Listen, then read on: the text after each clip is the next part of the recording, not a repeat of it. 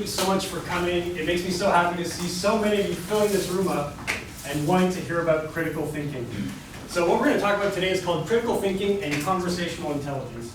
So I'm going to give you a little introduction, walkthrough of saying what do we mean when we talk about critical thinking. And then for conversational intelligence, we're going to talk about logical fallacies, which are basically these tricks that people use when they're speaking to you or when they're writing, and it's to fool you into believing things that don't really make sense. Next one, please. There you go, that's me. I'm Jeff Brown. Like you said, I'm a speaker. I consider myself an advocate for critical thinking, so I organize a lot of events. I do inspirational talks. There are three brands that I'm launching right now to help me with these efforts. There's Studio 42, which is about having conversations about contentious topics. Topics like abortion, religion, ethics, politics. These are things that we don't often talk about. And so you can get stuck in a bubble, right? Where you and your friends all believe the same things. You never hear other sides of the conversation. So that's what Studio 42 is about. We come together, whatever your opinion is, we talk about these difficult subjects. I'm launching an educational game soon called Sophistry, which is for learning about logical fallacies. You guys are going to see that later. And of course, these presentations, that's Art of Mind. These are presentations that I do about critical thinking, and they're totally free. So if you know somebody who's interested in it, you want to do your own events, pretty soon I'm going to have these up on the website. You can just take them, do with them what you want, share them, redo them. Oh, sorry. Yeah, and real quick, I wanted to tell you my story of how I got into critical thinking. It happened many years ago. I broke my foot, and I was in a lot of pain. So a friend of mine recommended this medication to me, put on my foot. I put it on my foot, and day after day, I kept following the instructions, and it never worked. It was this homeopathic medication. And finally, I said, this is weird. Why isn't this working? Maybe I should find out, maybe I should do a little research, find out what are these medications that I'm using? I should know. And what I learned is that this product that I bought in the pharmacy was not based in any science. The explanations that people gave me for how it worked was things about how you take ingredients, you mix them in water, but then you dilute it so much that there's nothing left, it's just water, but the water remembers. It didn't make any sense scientifically. And I was shocked that you would actually buy this in a pharmacy. They sell it on the shelf, it looks just like real medication. The pharmacist will sell it to you even though they're a professional. They're supposed to know better. And it opened my mind, opened my eyes.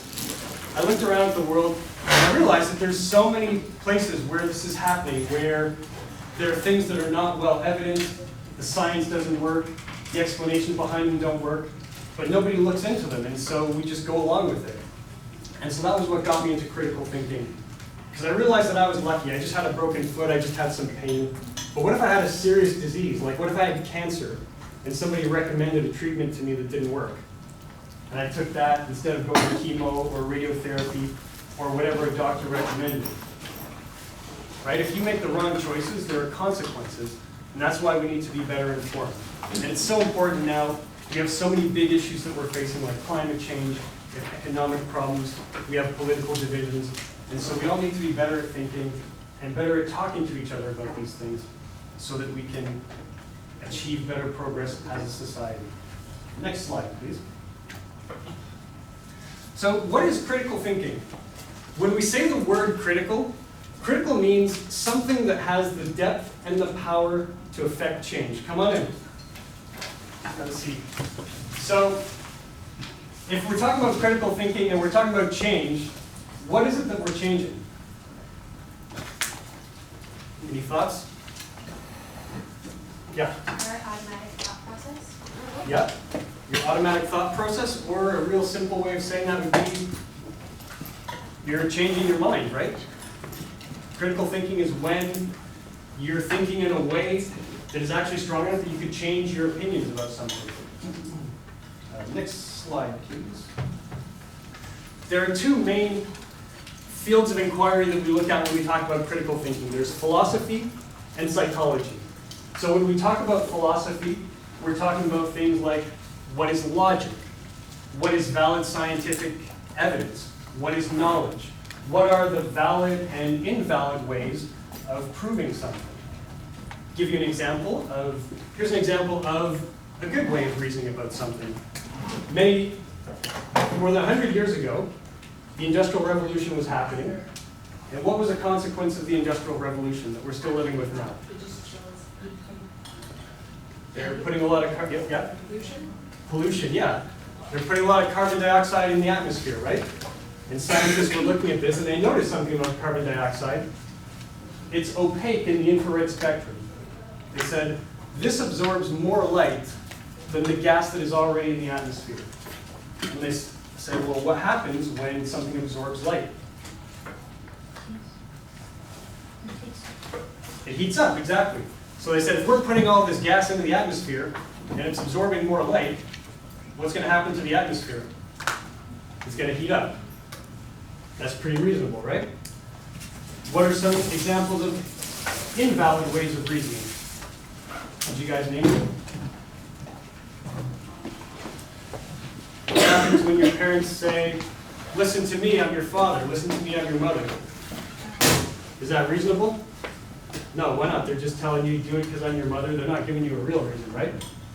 Or what about, we've always done things this way? These are examples of poor reasoning.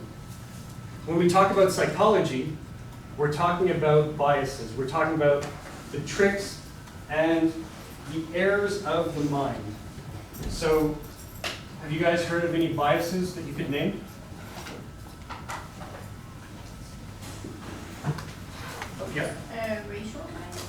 Yeah, racial biases, or we might, yeah. Gender bias.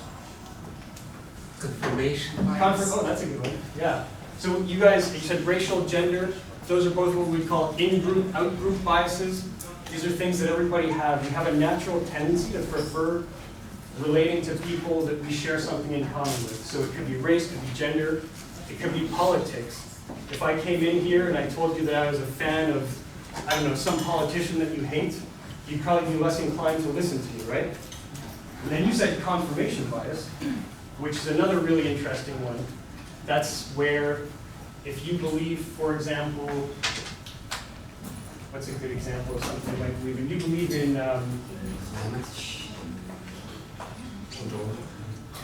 vaccines. Vaccines, okay, yeah, you believe vaccines cause autism, right? So you're going to be looking up all this evidence, but where are you going to be looking it up? You're going to be looking it up probably in the same news sources that you always use. You're going to be talking to your friends that you probably agree with about things.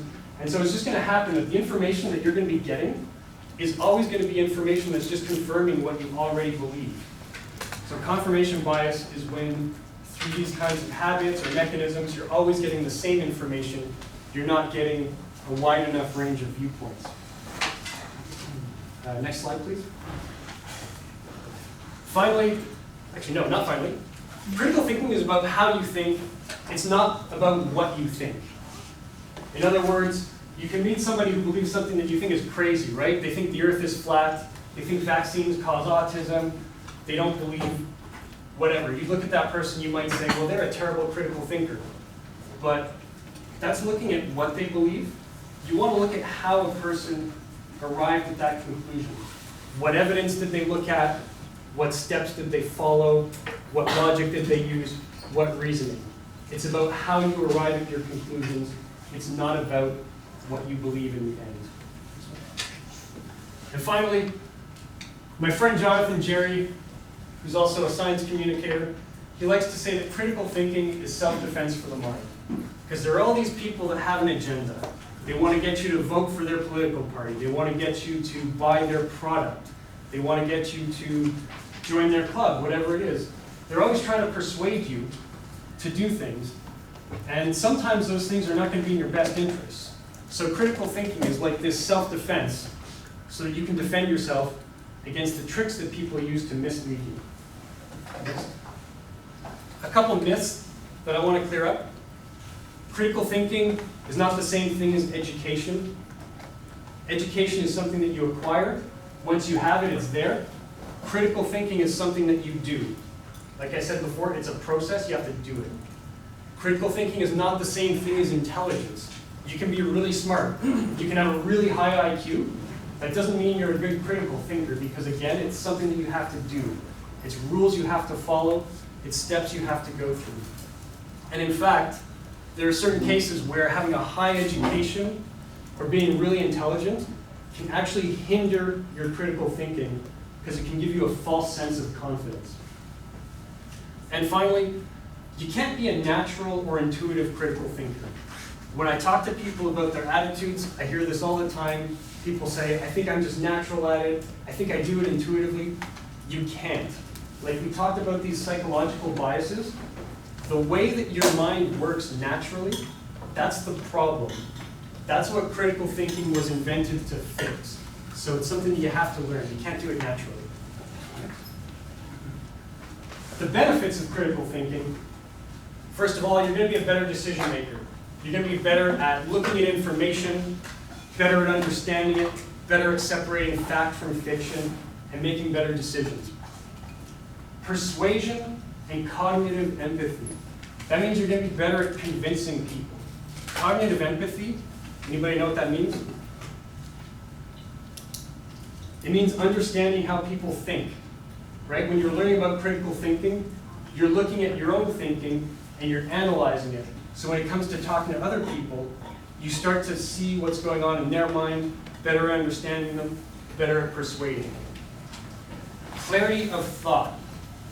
Clarity of thought means that you don't get so much confusion.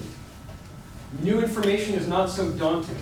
You know how to process it, you know how to categorize it, and you know how to make sense of everything, which leads to peace of mind. You feel more confident in your understanding of the world. You feel more confident in the goals that you're setting for your life. And most importantly, at least for me, the benefit of critical thinking is authenticity. It's where your values and your actions are aligned. So let's take the example before of someone who doesn't believe in vaccination and who decides not to vaccinate their kids. Now, why are they doing that? They're not doing it because they want to hurt their kids, are they? They're doing it actually because they care.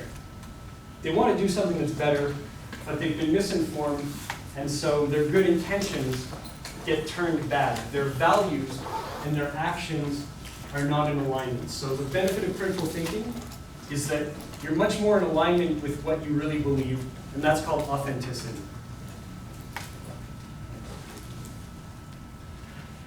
Moving on to the next part of this presentation, we're going to talk about conversational intelligence. That's just a name that I give it because people find it interesting. If you want to look this up, they're called logical fallacies. Next one. So to introduce this, I want to give you two examples. And that looks like it's really hard to read, isn't it? You guys all read that? Okay, I want you to look at these two quotes. And I want you to tell me which one you think has a logical fallacy. So the first one on the left, A, that's Donald Trump, and he's saying, it's freezing and snowing in New York. We need global warming. Donald Trump. And then you have Barack Obama. He says, America thrived in the 20th century because we made high school free. We sent a generation to college. We cultivated the most educated workforce in the world.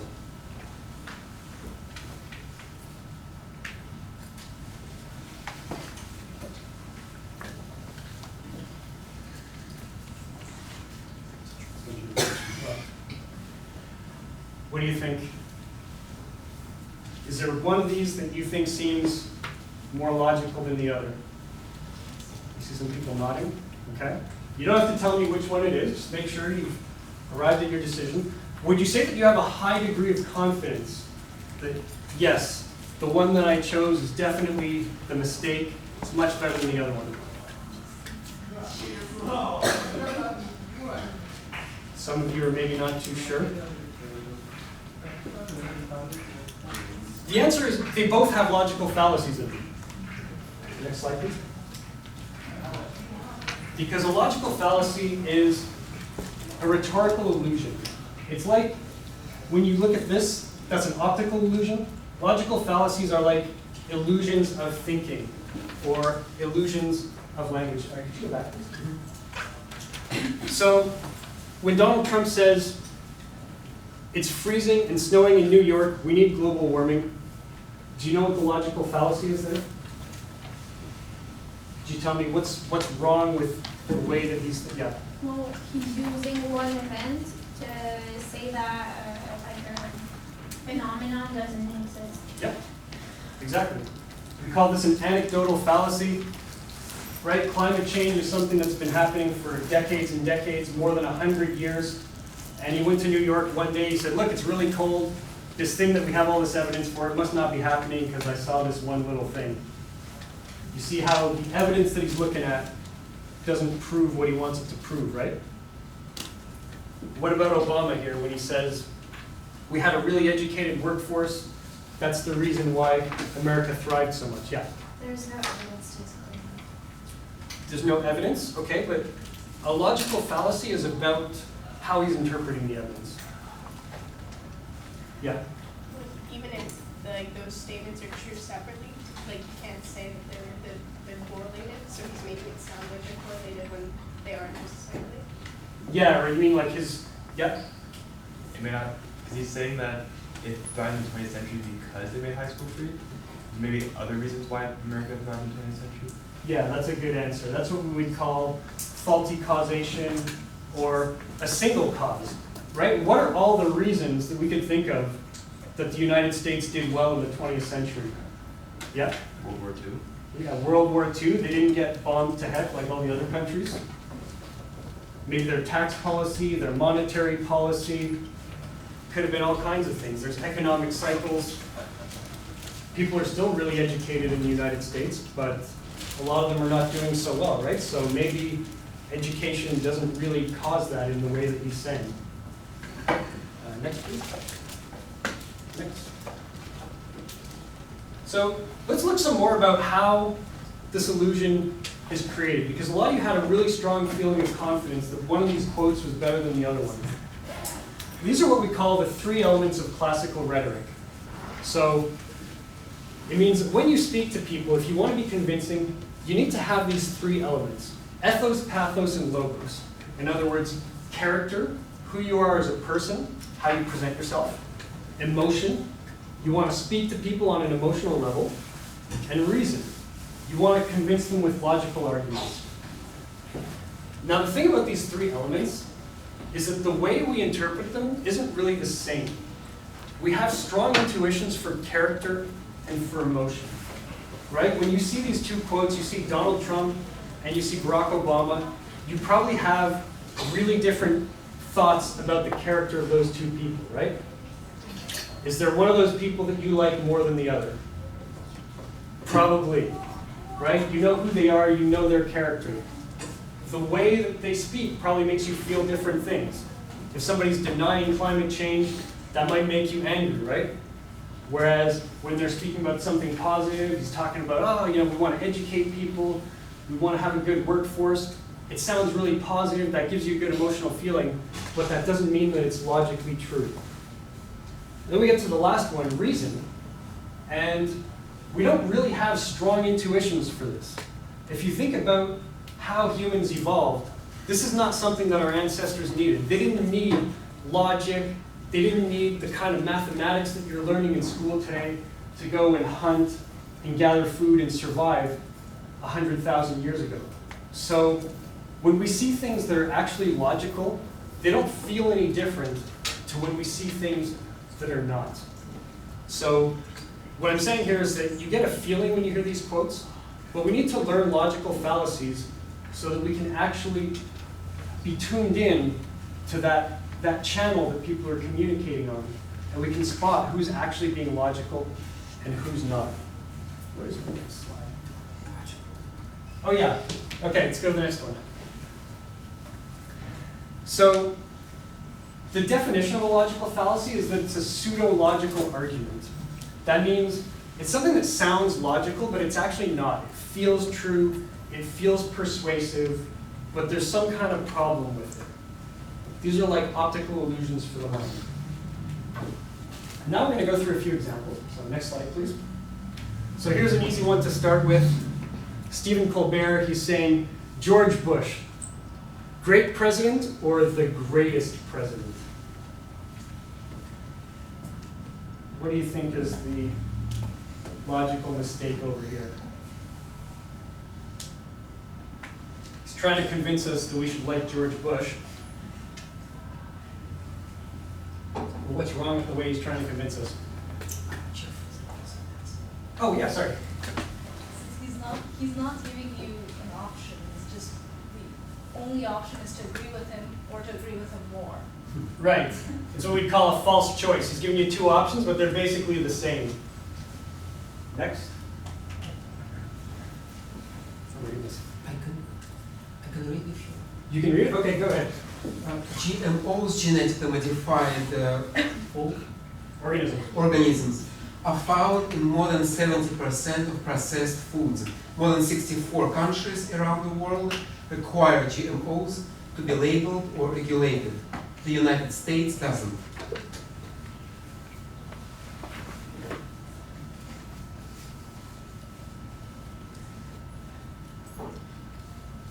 So she's saying, look at all these other countries. They require labeling of GMOs. Why don't we? Shouldn't we be doing that? It's kind of like ignoring the fact that she's sort of right. She's jumping on a bandwagon. She's saying we should do it because everybody else is doing it. Yeah. Remember when your parents said, if everybody was jumping off a cliff, would you do that too? It's bandwagon. It's an appeal to popularity. Right? You don't just do things because everybody's doing them. You should have reasonable arguments. Next. Greatness of soul will be lost, which can't stand out unless it disdains as petty what the mob regards as most desirable. Seneca. I have no idea what I just said. Yeah, he's using some old-timey language there. Basically, he's saying if you want to be a great person, then you have to hate what everybody loves.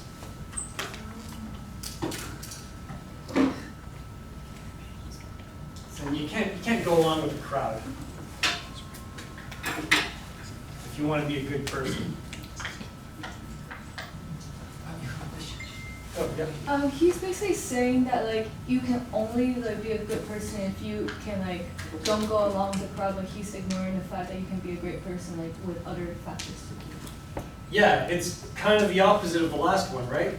The last one was saying we should do this because everybody's doing it. He's saying you should do things because it's the opposite of what everybody's doing. This is called the appeal to the minority. Weird, right? They're opposite and yet they both feel persuasive. Next. People are going to start realizing why take those antibiotics that are extracts of mushrooms. Why not just have the mushrooms?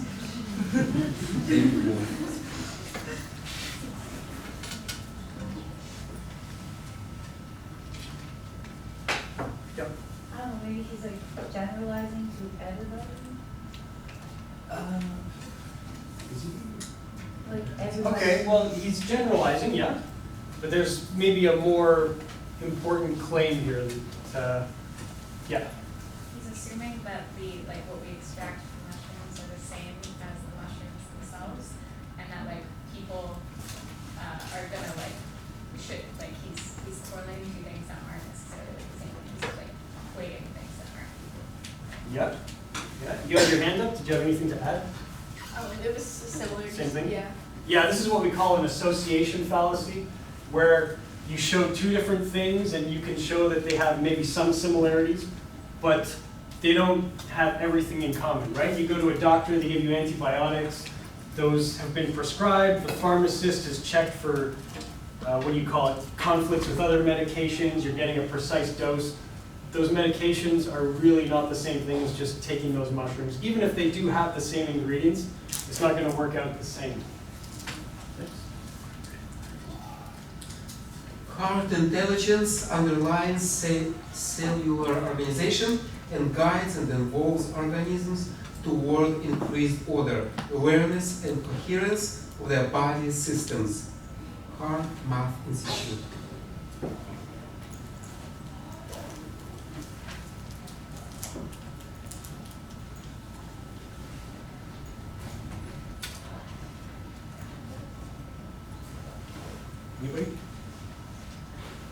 This is what we call pseudo-profundity. What are they actually saying here? Could anyone translate this into normal speech? I can't. They're not saying anything. They're just using these big words, and it sounds impressive, but there's really nothing here. Some people call this word salad. It's just a bunch of words. Sounds impressive, nothing there. I refuse to feel guilty. I feel guilty about too much in my life, but not about money. I went through periods when I had nothing, so somebody in my family has to get stinking wealthy. Jim Carrey.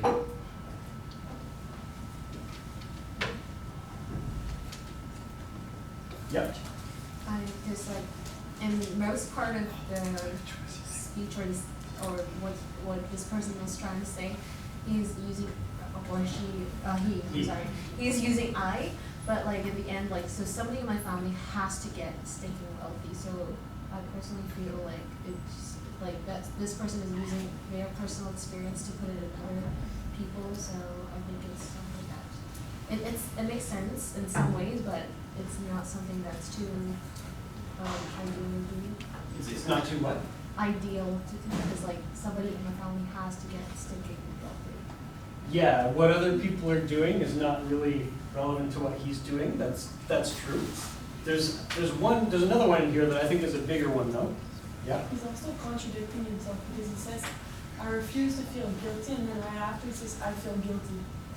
Does he do that? Yeah. Yeah. That's true.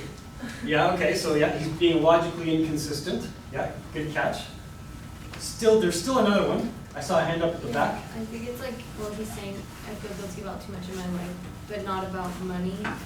If he doesn't feel guilty about it, then like, why did he need to make it a point to get someone in his family rich? Like, I think he's saying that this is why he doesn't feel guilty about being rich. okay. There's still something in there, yeah. I feel like his reasoning is off. He's saying because he feels too guilty, he cannot feel guilty anymore about this. Like his reasoning is just not coherent. Maybe. What I'm trying to get at doesn't have to do with the guilt though. It's about something else that he says. He said because since he had no money before, that necessarily means that at some point he has to get a lot of money. Since their family had like nothing before. Does that make sense? Is that how that works? That if you're just poor long enough, or if enough people in your family are poor, you're just gonna get rich automatically? Your hand's still up. What's up? It's kind of like he's trying to kind of like give an explanation as to why he feels like he's being like, what can I say? Like, so obviously he's not going to give them money, right? So it's kind of like trying to make us feel bad for him in a way to say that, like. Oh, okay. It's like he's using his past to make it feel bad. It's like, oh yeah, never mind, you shouldn't do it about money. You're fine if you want just to get it that past. Okay, yeah, he's making an appeal to emotion. It's true. I want to go back to what you said though about how he was poor for a while. We call this the gambler's fallacy. Have you ever seen someone maybe in a movie, they're gambling and they're losing and they're losing and they're losing, and they say to themselves, I've lost so much, I'm bound to win at some point. Have you heard that? Does that logic work? No, it's like if you're flipping a coin, right? It's 50-50 odds. If you flip a coin 10 times in a row and you get heads every time, does that mean you're more likely to get tails the next time? No, these are what we call independent probabilities. Being poor for a long time, that doesn't make you any more likely to be rich than anybody else. Next. Iceman. There's only 6 of us, Logan. Wolverine. Yeah, we are outnumbered. I'm not gonna lie to you. But we lost Scott. We lost the professor. And we don't fight now. If we don't fight now, everything they stood for will die with them. Wolverine. Yeah, it's from the X-Men movie. So if you didn't see the movie, they're superheroes, and their compound is being attacked by these military guys, and one of them is saying, look, we can't fight, there's only 6 of us. And then he says, look, we lost these other 2, they died. If we give up now, we're giving up on everything they fought for. Yep. They're already dead, so there's still, like, everything that they stood for like there's like still stands or it doesn't, regardless of what they do and what their actions are. So like he's kind of saying that like, oh okay, well like we lost them, so now we need to do this or else like everything's like lost, but like you've already lost them. So there's like no logical connection. Yeah. Right. Yeah, they're already dead. This is called a sunk cost fallacy. You see this a lot in business. If you want to be an accountant later on in life, you're probably going to see this a lot. Have you heard the expression, throwing good money after bad? Right, you see business people doing this a lot. Imagine you're in a business and you guys invest in a project, you spend a lot of money, and that project doesn't go well, and you're having a meeting and somebody says, we've put so much into this, we have to keep working on it. But if you know this project is doomed and you just keep putting in more money, what's going to happen? You're just wasting more money, right? Those people are already dead, and they have to figure out what's in their best interest now, not focus on what they've lost. That's called a sunk cost. Next. Age is just a number.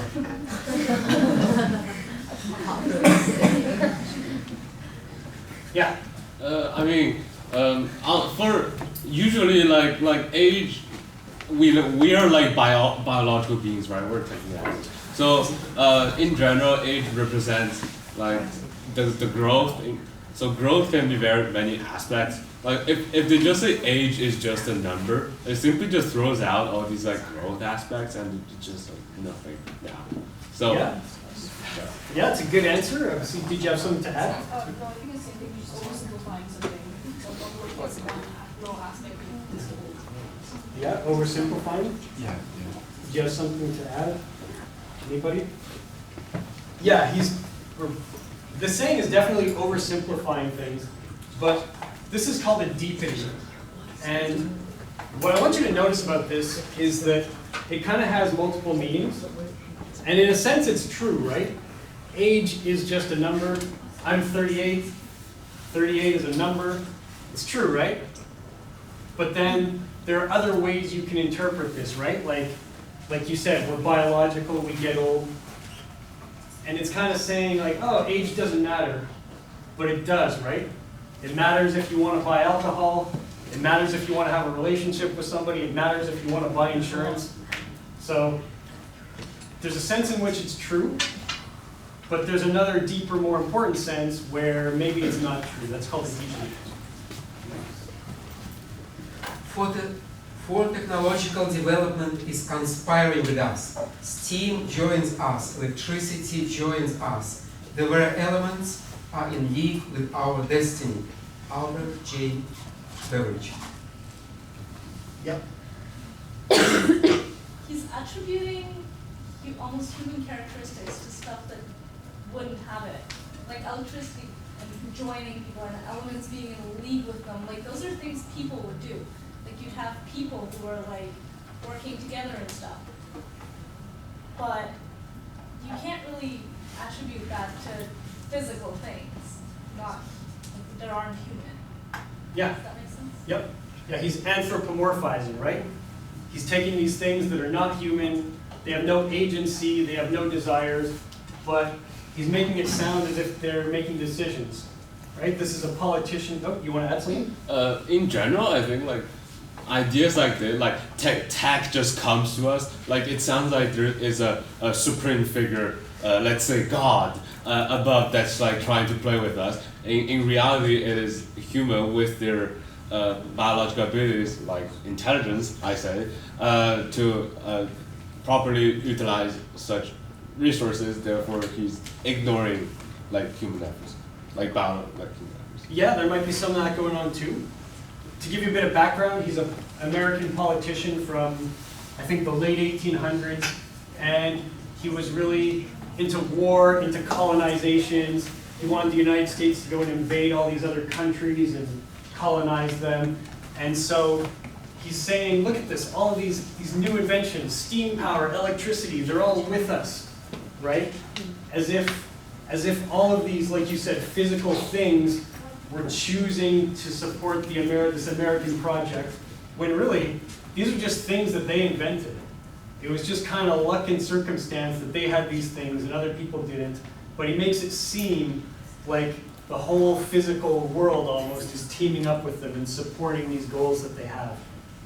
So anthropomorphization, he's giving human characteristics to things that don't have them. Next. Modern medicine, for all its advances, knows less than 10% of what your body knows instinctively. Deepak Chopra.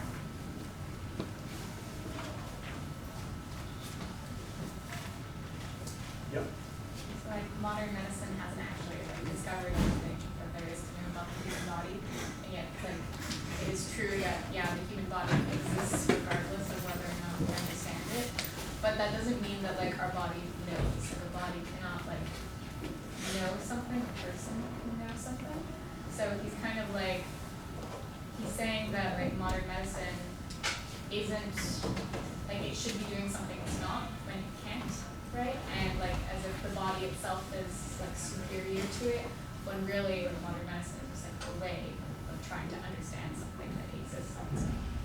Yep. There's a few things going on here. That's definitely one of them when he says the body knows things. Yeah, what did you want to add? I feel like that 10% is a very arbitrary. Okay, we're going to come back to that. Yep, good. Okay, yeah, so let's finish off with what the body knows. Yeah, right. There's a difference between what a doctor or a scientist knows, right? What does that mean when he says the body knows? What do you think he's even talking about? Yeah. I feel like he's talking about like DNA or like how the body works, right? So like we are alive and we don't know like how or why exactly, but we are regardless. Like the body knows how to like allow us to live. Yeah, like if you have a disease, he's basically saying like your body can heal itself, it doesn't need medicine. Like humans don't need help from other humans. The body can do it, deal with this itself. Yeah. So I think he's comparing objective, like concrete facts with like subjective sentiments and feelings that your body like it's not, you can't translate what your body feels into concrete facts, and you can't like compare the two. Yeah, he's probably talking about all of those things, right? You get sick, your body fights the infection, you get cut, your body heals it. You can kind of, in a figurative way, say your body knows how to deal with these things. Your body has feelings, it knows how to manage itself. But that's not the same thing, like you were saying, as someone who goes to school and studies medicine. They learn facts, they learn theories, and they have things that they can do with that knowledge, right? They have predictive power. They can look at a patient and they can say, oh, you have these symptoms. I think you probably have this disease. You should take that medication, lie in bed for 3 days. Knowledge is transferable, right? If your body knows something, it's not able to teach. You can go to school, learn medicine, you can teach. So there's a big difference between this figurative, metaphorical way that he's saying the body knows things versus what science, that other kind of knowledge. He's comparing two things that just don't compare to each other. And the person who was sitting there had a really good point, and I think you were going to back that up. That 10% figure, how did he calculate that? Right? Isn't that what they tell you in math class? They tell you show your work. You can't just come with a number and be like, here's the answer. What does that mean, 10%? How do you count? Yeah. It generally just means like moderately few, like it's not really a real kind of value counseling. In general, it's just saying that like we don't know as much as like you know yourself in another way. So yeah, just not. Just Could you even say that though? Like oh, said, no, you can't, but he actually feels that way, I He guess. feels that way, yeah. Yeah, so this is what we call a false precision fallacy. You see, yeah? Just to add to what he's saying, So what Deepak Chopra says? No, you can't quantitatively measure this like biopsychosocial experience, you know, of instinct. So there's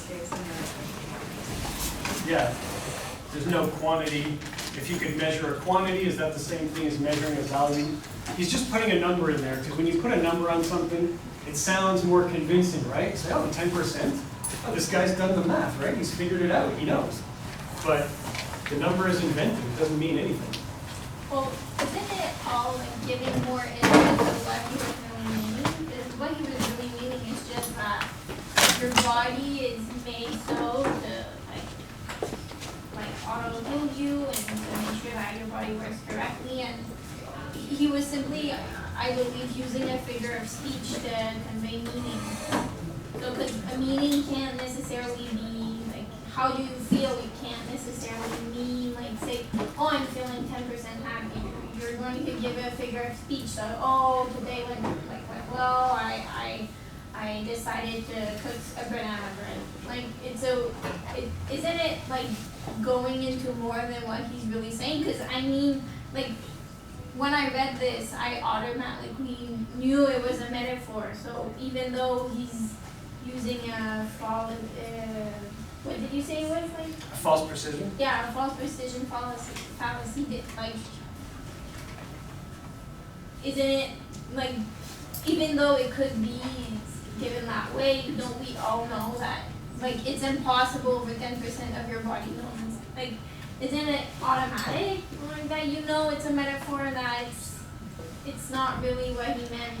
Because I mean, maybe in some situations it could be like harder to tell, but in this one, it's like, for me, was like a given that. Maybe. I don't know if it's automatic for everyone. It's good to know, it's good to be able to spot it, right? It's good to be able to know that that's what's happening, to make sure that you spot it.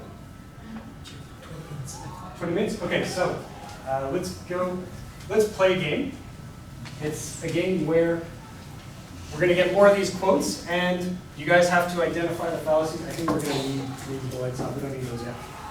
So you have to get into teams of ideally like 3 to 5 people. So it looks like if every row maybe splits into 2 or 3 teams, that would work pretty well.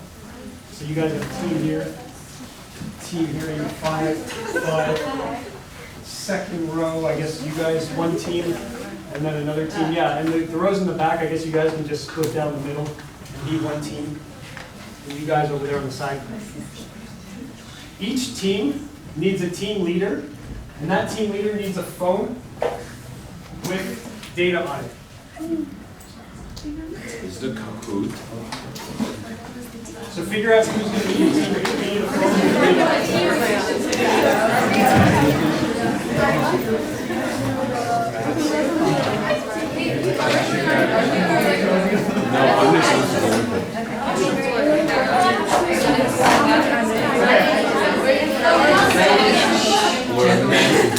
They want to know what to do? Okay, so I want to see each team, just so I can see who the team leader is. Just hold up your phones and the team leader. Alright, good. Anna, you gotta do it. Choose a team. Okay, you're team leader over here. You guys, team leader. I know. What am I with? You guys are going to be a team over here. So you have a phone, you have data, and you have a team over here.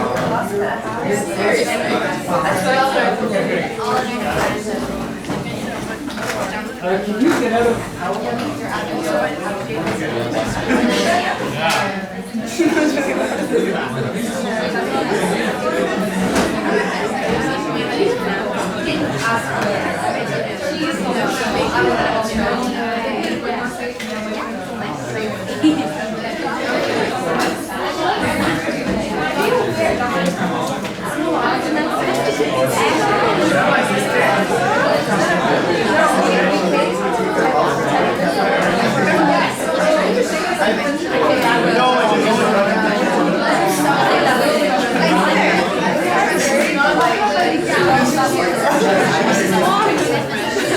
Several minutes later.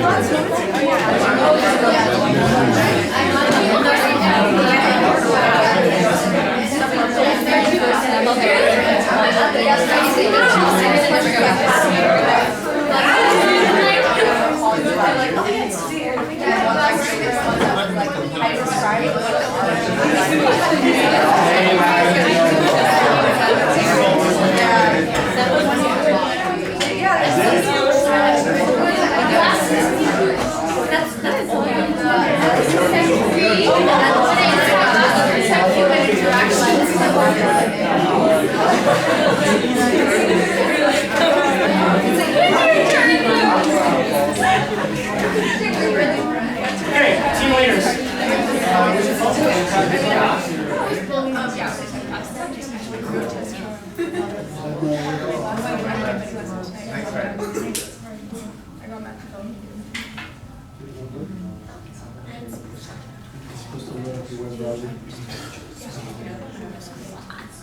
Is this an RFID card? Yeah. Yeah, don't expect it to work for iPhones. No. Don't the tech 101.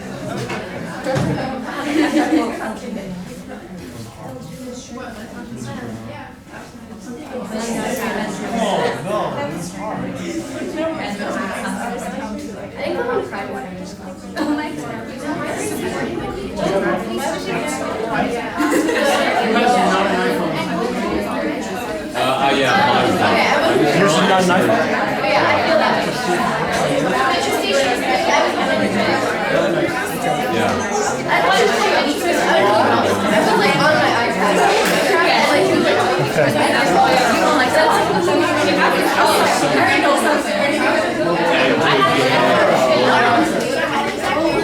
Hey, listen, iPhone is bad. Just saying.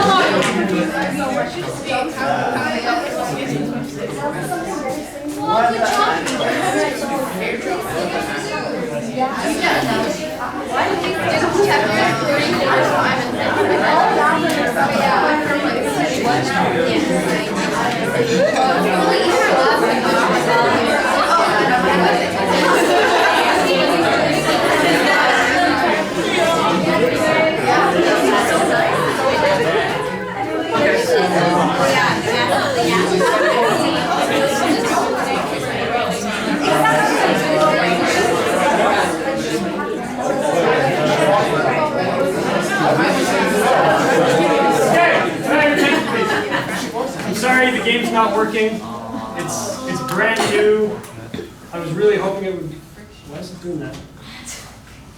I was really hoping it would work, and but I guess it's not going to work today. So that's it. Do you guys have any questions? The Q&A portion.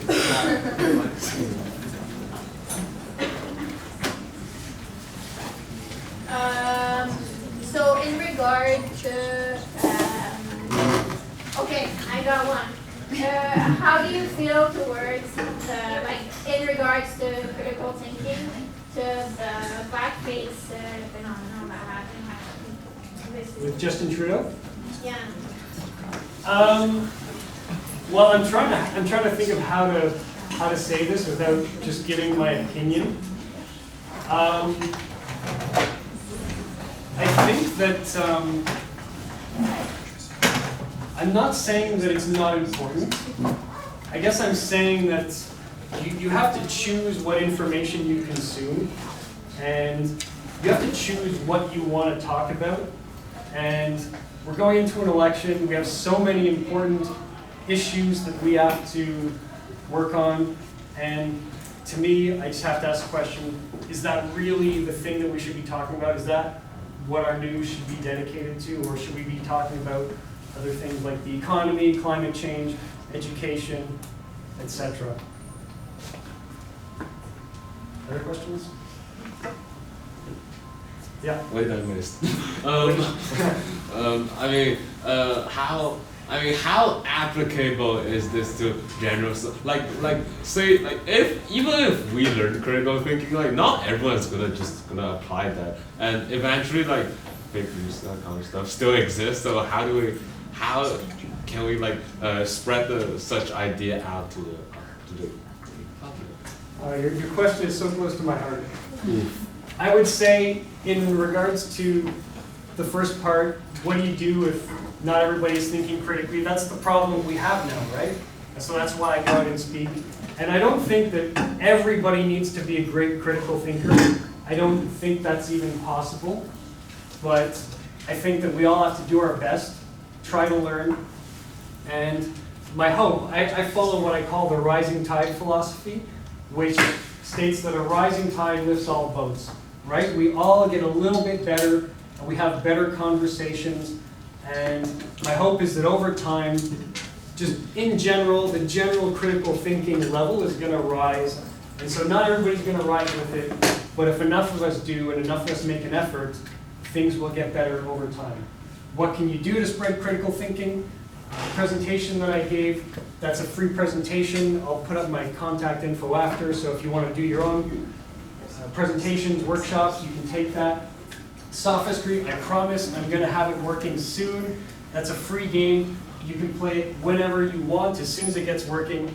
And so these are things that you can use as tools to help people learn. And was there a part of your question that I missed? Yeah, what did I miss? But you probably wouldn't answer. Oh yeah, well, you know what? You can just send me an email and I'll send you the whole PowerPoint and you can go through it. Any other questions? Yeah. In a society in which young people are like bombarded with information because of the use of social media, I mean, young people are just hooked on social media guys. Do you think that because that could probably shape the perception of certain social issues, or just really issues in society, do you think it's more important than ever now that young people develop the skill of critical thinking? Yeah, that's a good point actually. You brought up social media. And you know how these social media work, right? Like Facebook, Instagram, they all run on these really sophisticated algorithms that are figuring out what information they're gonna send you, right? You log into Facebook and you're not gonna see the same stuff that I see, that you see. It's all different because there's this huge algorithm that is feeding you news, and it's based on what you're gonna respond to. It's based on what you're interested in, what your friends are interested in. And so it can be really easy to get into these bubbles where you're always getting the same kinds of opinions. So I don't know what advice to really give you about social media itself, other than you have to make an effort to go and get information outside of that. One of the best things you can do is that when you see something that is giving you some kind of an opinion, whatever it is, political, moral, scientific, it's a good idea to always just go on Google and try and find out who is saying the opposite, right? Get a full view of the whole discussion, listen to every side, because then you're at least getting out of your bubble and you're hearing some of the counter arguments. Like I say, I think that's right up there. Critical thinking is a team sport, right? The best way to do it is just to hear other people that disagree, hear what their arguments are, and then compare them, see which one is actually more logical. Other questions?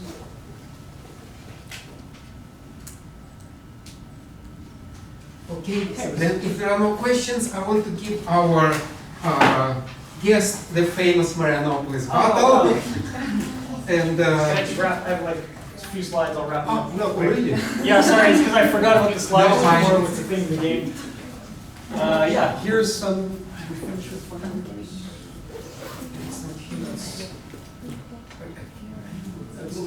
Oh, okay. Hold on. Okay, yeah, final advice. If it seems too good to be true, it probably is, right? You go on Facebook, you see people sharing, oh, we just cured cancer. Look, you can lose weight so easily, just take these pills. I'm sure you've heard people say this. If it sounds too good to be true, it probably is. And yet, I know I'm going to go home, and as soon as I get on Facebook, I'm going to see people sharing this wishful thinking. Remember, if something seems too good, there's probably another story. Like I said, it's a team sport. Listen to opposing viewpoints. Have intellectual humility. This is what we call one of the dispositional elements of critical thinking. What that means is you can't be a good critical thinker if you think you already know everything. You have to be open to the idea that maybe you still have something to learn. Maybe there's some evidence or some aspect of a question that you haven't looked at and that you could be changing your mind on. Separate your beliefs from your feelings and your self-image. A lot of times, when you form beliefs, they become a part of you. They become part of the way you look at yourself. Politics is a good example. You choose a political party that you like, and then over time, you consume their media. Maybe you go to events, you start advocating for them, and it's like you build up a reputation, and you see yourself as like, that's part of you, right? I'm part of this team. And so once you do that, it becomes really hard to change because it's like you have to admit that so much you believed before was wrong, you made so many mistakes. Maybe you feel like you're going to damage your reputation in front of your friends, right? You were supporting this idea, this movement for so long, and then suddenly you come in one day and you don't do that anymore. It's hard to do, right? So, how do you do that? I'm asking you, have you ever been in a situation where you've had to admit that you were wrong, you've had to totally change something in front of your friends? How do you do that? How do you get through that difficulty?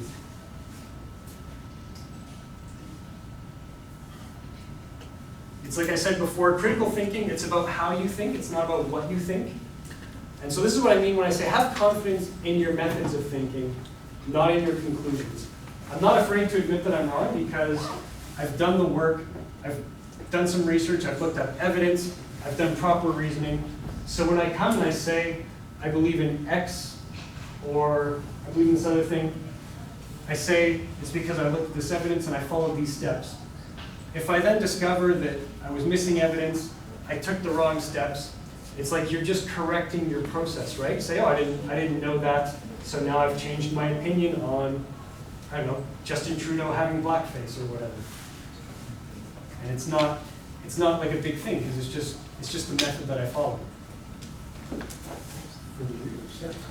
Some further reading, some things I recommend. Maybe take a photo of this with your phone if you want to look this up. There's a podcast called You Are Not So Smart. This is where they cover an aspect that we didn't talk about too much, the cognitive biases, all of these little psychological quirks, the weird things that your mind does even if you don't realize it. There's a course on the Great Courses Plus called Your Deceptive Mind about critical thinking that's really good. If you want a book, I recommend this one, Critical Thinking Tools for Taking Care of Your Learning and Your Life.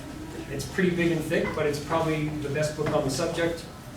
If you want to read more about logical fallacies, there's a book called Logically Fallacious and a website by Bo Bennett that pretty much has all the content on it. And Wikipedia has the list of logical fallacies and cognitive biases. I recommend you take a look at that. It takes like 20 minutes to go through them all, but it's really worth seeing to open your eyes.